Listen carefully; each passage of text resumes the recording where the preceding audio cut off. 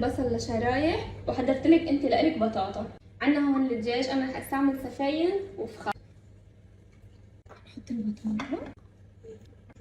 يلا تعي شوفي الصوص. اول شي بدنا زيت زيتون، كتير زيت زيتون. بدنا عصرة حامض خفيفة، بدنا ملح وفلفل اسود، وبدنا كتير سماق.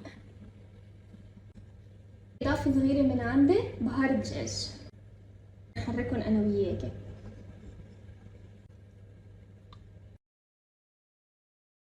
رح نخلطهم شوي هيك، نعملهم شوية مساج كرمال يتوزع الصوص. في ما نصدق قديش صار بشهر. يومي رح نلفهم اول شي بورقة زبدة، بعدين بورقة سميكة، وهلا بدنا ندخلهم على الفرن. هاي صينية المسخن صارت جاهزة. هيدي لمين؟